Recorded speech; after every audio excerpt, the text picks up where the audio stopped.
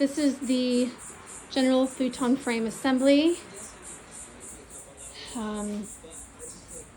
That sticker says this futon mattress is on this surface, so that's going to be the bottom. This will be the top with these things facing you. The outer piece says you want this on the outside. That's what this is going to rest on. And then these grooves, that's for the inside. So that's what's probably going to be likely against the wall. Same with this side, you want the holes here and those grooves on the inside. So that's the first step, get them in order. Put your one wood dowel in each end of these long pieces. Okay, so just like that. Some of them go right in, some of them you might have to hammer a little bit in.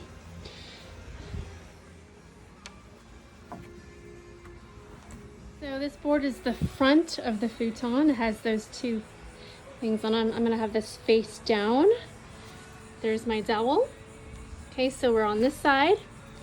I'm gonna put these, that side face up on, or in these little holes. And then we're going to be lifting this to here next. And then using the two of these to go in and connect to that.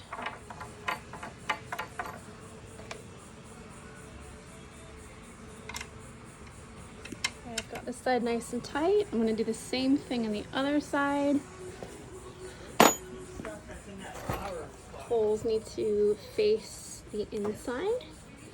So we're going to get this on top of there. Successfully tighten this side. Same process.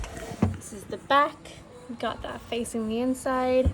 And I'm going to do the same down there. To recap, you're going to need 2 of these and 2 of these for the other side. I'm sorry, you need 4. So you're going to use up those silver things and these. All right, I've got this side attached. Again, not all the way. I'm leaving about that much space. So once these pieces are in, it's going to close. We're going to assemble these 2 big pieces together. So on the bottoms, we've got the 3 holes. We're going to work with the bottom. For this, you need one of these screws. I don't know the proper name, that piece, and one of these. And I think these are called washers. You might want some if there's a lot of wiggle room. So this is the bottom where you're going to be sitting. This is the top. We're going to line up the holes and put that in the bottom. You might need to lift it up.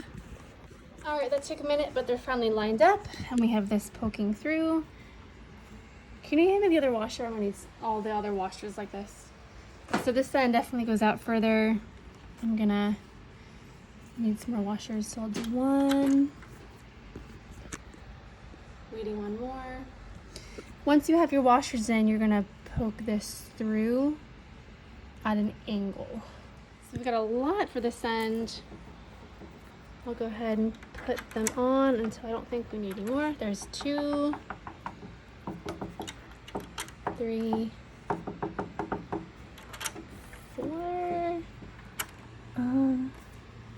Yeah, need more. 5. 5 looks good. I don't know why the other side needs none. This needs 5. But now we're gonna take this and we're gonna poke it through. And then sometimes you might need a hammer. I like to use the flat end of this side to just push down.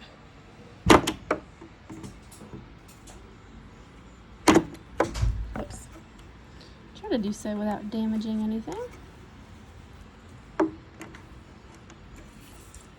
Right here and right here, the 3rd and the 4th hole up, you're gonna take one of these and one of these, and then you're going to clasp those together with this.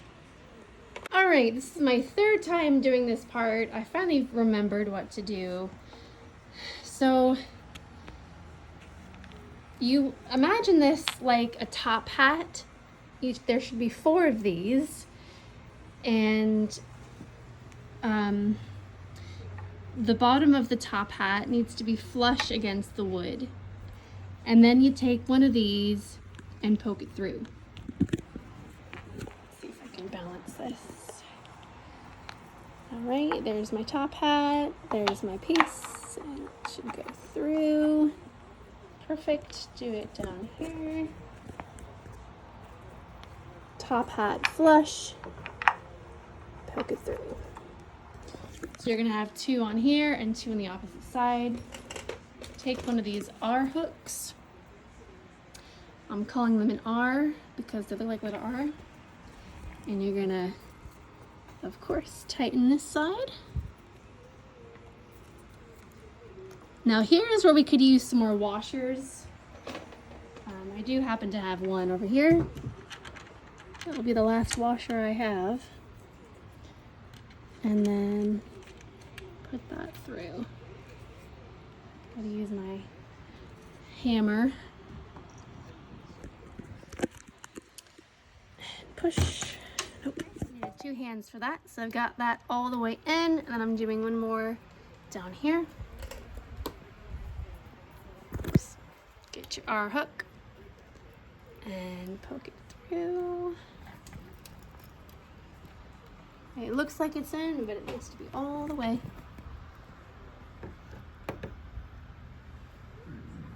Got it. Those minor scratches will not show once your mattress is in. And do the same thing on the opposite side. When it is time to lift this, what you're wanting to do is line these up with one there and one there. This one, the bottom one is going to go here, and the top one is going to go here. It's pretty easy once you see what you're doing as it's up in the air. Good luck with this step. I wanted to point out this, for some reason, this end is really, goes out really far. And the rest of them don't, so I hope I didn't make a mistake somewhere. But this should be okay. I guess if you had some other washers at home, you could put them there. That's weird, I don't remember that. Okay, now these 2 pieces need to be lifted into these joints. That wasn't too bad for us. So we've got that in, 1, 2, and then now we just have to tighten these, and that's it. So get your hook and tighten. Tighten all 4. All right, congrats on making it this far. This is 90% complete. You should have a lot of these. These are just gonna go in all those little holes. You can put those in, give a little tap with a hammer. Down there too. And then the final step, you can take it out to make it into a bed. Make it into a bed position. You're gonna hold this part towards you, pull slowly. There we go. Oh, I don't want that to happen, but it did. Then you can put down these flaps, make it a little more sturdy. 1, 2, and you can tighten these screws, whatever they're called, so they don't get too loose. This is queen size, and to put it back upright, you just put those up and then pull from the end.